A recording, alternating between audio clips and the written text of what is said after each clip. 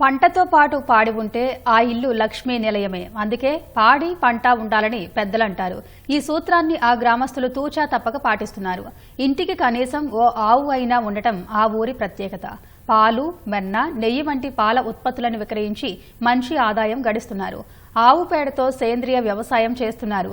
తమ జీవితాల్లో వెలుగులు నింపిన ఆవులను తలుచుకుంటూ గోమాతకి కోటి దండాలని గ్రామస్తులు అంటున్నారు. హనుమకొండ జిల్లా వేలేరు మండలం కుమ్మరిగూడెం గ్రామం పాలకేంద్రమనే చెప్పాలి. ఇక్కడ ఇంటింటికి ఓ ఆవు, కొందరికి 2-3 ఆవులు ఉండటం ప్రత్యేకత.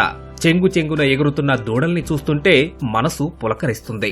కమ్మటి చిక్కటి పాలనురుగులు, పొయ్యిపై కాగుతున్న నెయ్యి గుబాలింపులు సరేసరి. కుమ్మరిగూడెంలో మొత్తం 60 కుటుంబాలు ఉండగా 200 వరకు ఆవులున్నాయి.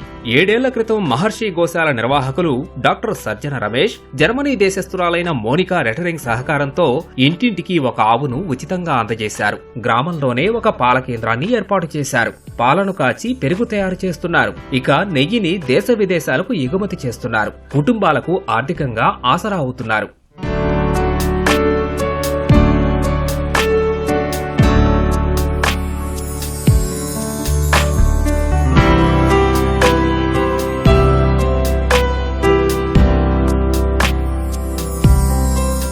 జర్మనీ మేడం అని 7 సంవత్సరాల కింద ఇచ్చింది మా ఊరు దత్తత తీసుకొని.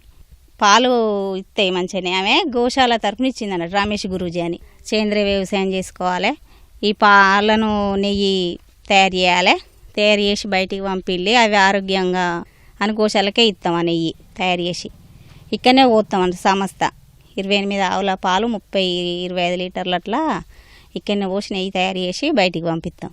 మాకు ఈ ఆవుల వల్ల కొంచెం ఆదాయం మంచిగానే ఉంటుంది. నెలకు 10,000-15,000 అట్లా వస్తాయి. మాకు గోశాలకే 10-15 కిలోలు పడుతుంది.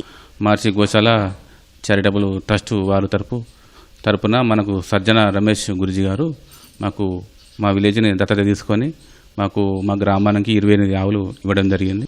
జర్మనీ నుంచి వచ్చిన మేడం మౌనికా రెటరింగ్ మేడం గారు డొనేషన్ ఆవులను ఇవ్వడం మాకు జరిగింది. ఇది స్టార్ట్ చేసి 7 years అవుతుందన్న. అప్పటి నుంచి మనకు ఎలాంటి ఇబ్బంది లేదు. ఐరాకే కానీ వేరే దేశాలకి కానీ విదేశాలకి కానీ మేము ఎగుమతి చేస్తాం.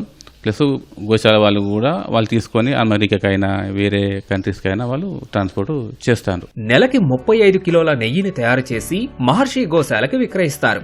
అక్కడి నుంచి స్వచ్ఛమైన గిరిజాతికి చెందిన నెయ్యి అమెరికా, జర్మనీ, లండన్ దేశాలకు ఎగుమతి చేస్తున్నారు.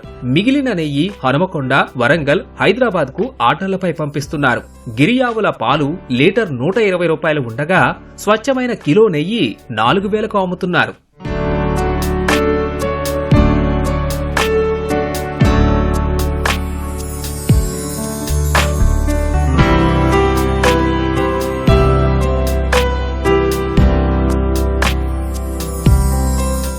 మేము ఈ నెయ్యి తయారు చేయడానికంటూ అసలు మాకు ఆ మేడం మాకు ఆ ఆవులను ఇవ్వడం, ఈ నెయ్యి తయారు చేయొచ్చు అని చెప్పడం మాకు అసలు ఎంతో సంతోషంగా ఉన్నది. ఇంతమందికి ఆరోగ్యకరమైన నెయ్యిని అందించడం మాకు అసలు ఇక చెప్పలేనని సంతోషం.